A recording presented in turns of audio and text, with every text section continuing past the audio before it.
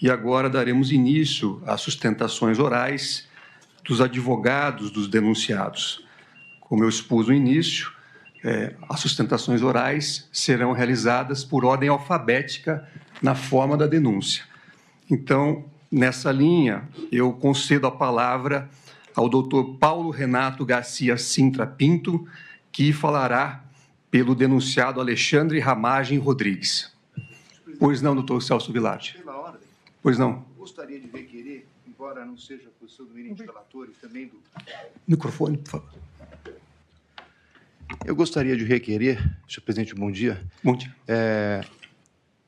Embora eu saiba que não seja a posição do eminente relator e também do eminente procurador-geral da República, mas como eu suscitei em preliminar, eu gostaria de requerer a vossas excelências que o advogado do colaborador fizesse a primeira sustentação oral e depois na ordem alfabética. É o que eu requero, senhor presidente. Ouço o relator, ministro Alexandre de Moraes, a respeito da questão de ordem que foi apresentada. Obrigado, presidente. Presidente, nós podemos antecipar e já resolver essa questão. Obviamente, presidente, não há nenhuma previsão legal para o requerimento feito pelo doutor Celso Vilardi. Eu já vinha no voto afastando a nulidade pleiteada pela defesa tanto do ex-presidente Jair Bolsonaro, quanto de Walter Souza Braga Neto e também Felipe Garcia Martins em outro núcleo. Não há previsão nos termos do artigo 4º, parágrafo 10A da Lei 12.850, não há previsão para que, antes de iniciada a ação penal, o colaborador se manifeste antes dos demais réus. Eu destaquei isso em decisões dos dias 19 de fevereiro, 20 de fevereiro e 26 de fevereiro. A ausência de previsão legal. Aqui, presidente, e Vossas Excelências se recordam, eu, inclusive, fui o redator do acórdão em relação a essa questão, quando o Supremo Tribunal Federal anulou, inclusive, algumas ações penais, como redator do acórdão do HC 166373, disse que o contraditório é diferido e deverá ser realizado durante a ação penal. E por que isso?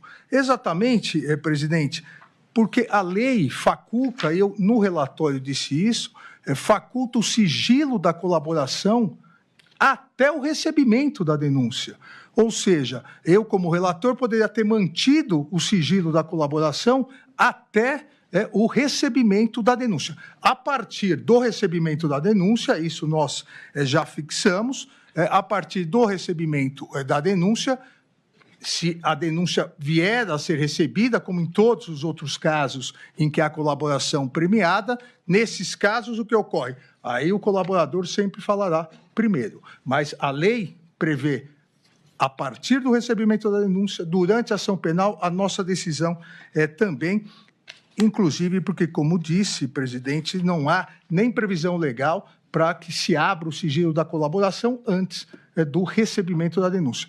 Então, presidente, eu voto contra o pedido para que nós mantenhamos o que regimentalmente é proposto nos termos da ordem alfabética da denúncia. Pois não, ministro Alexandre. Então, eu vou submeter à votação essa questão de ordem, dando a palavra inicialmente ao ministro Flávio Dino para o seu voto sobre esta questão de ordem. Senhor presidente, sendo a primeira oportunidade de falar, saúdo Vossa Excelência, assim como a nossa decana, a ministra Carmen, ministro Fux, o eminente relator, ministro Alexandre de Moraes, a Procuradoria-Geral da República, os advogados aqui presentes, advogadas, as partes, os políticos, demais interessados nesse julgamento. De fato, a questão suscitada pelo eminente advogado Celso Vilardi se articula a dois aspectos. O primeiro, a literalidade do comando legal, tal como referido pelo ilustre relator. Nós temos fases no processo e, obviamente, nós estamos aqui no ato inaugural de mera aferição de plausibilidade. Por isso mesmo, nós não temos ainda a consumação daquilo que chamamos de processo, uma vez que há petições que poderão ou não ser transformadas em ação penal.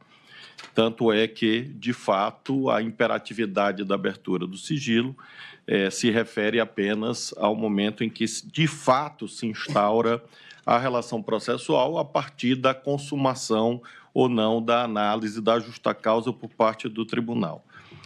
De fato, não há, na Lei 12.850, que rege a colaboração premiada, esta previsão, a não ser quando nós temos a consumação ou a configuração plena da relação processual. Nós temos, portanto, este primeiro empecilho. Nós temos o parágrafo 10A do artigo mencionado pelo ilustre advogado, o artigo 4º, que não prevê essa inversão ou esse encadeamento por ele proposto.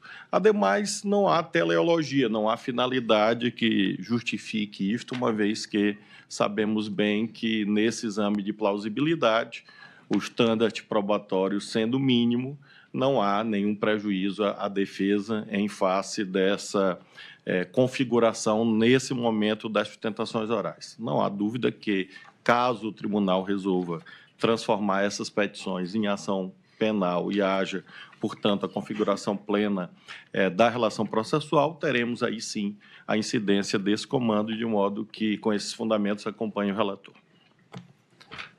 Como vota o ministro Luiz Fux? Senhor presidente, queria saudar Vossa Excelência, Sua Excelência, a nossa decana, a ministra Carmen Lúcia, ministro Alexandre Moraes, ministro Flávio Dino, Sua Excelência, o Procurador-Geral da República, senhores advogados presentes.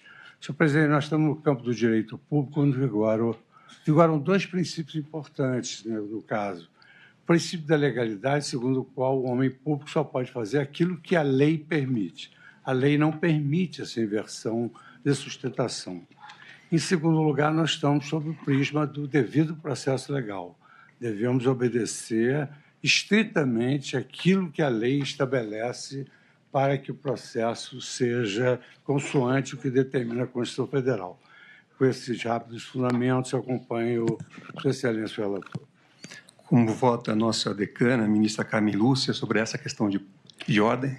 Senhor presidente, cumprimento Vossa Excelência, os senhores ministros, senhor Procurador-Geral da República, senhores advogados, as partes, todos que nos acompanham, senhores servidores.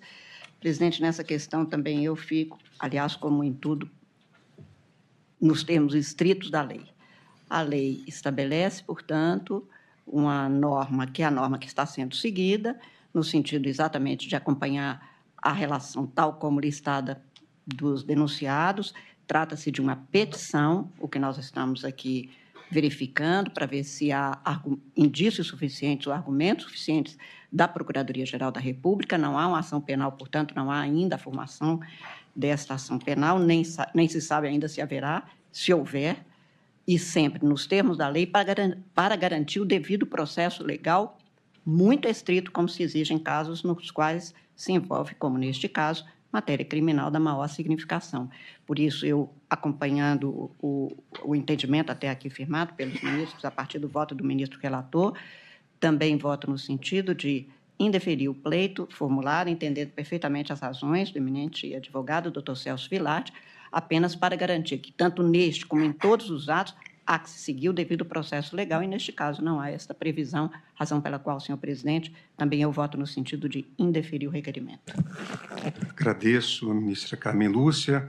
Também eu estou acompanhando o eminente relator, ministro Alexandre de Moraes, por entender que, nesta fase em que não há uma ação penal, estamos analisando aqui o recebimento ou não de uma denúncia, não se aplica o entendimento firmado pelo plenário, inclusive em precedente do eminente ministro Alexandre de Moraes, que concede primeiro aos colaboradores a palavra e depois aos demais acusados, né, e réus, na verdade. Então, como aqui não temos aqui um processo instaurado, eu também acompanho o eminente ministro Alexandre de Moraes, compreendendo, evidentemente, as razões do eminente advogado Celso Village. Então, proclamo o resultado em relação a essa questão de ordem. A turma, por unanimidade, resolveu a questão de ordem no sentido de indeferir o pedido nos termos do voto do relator.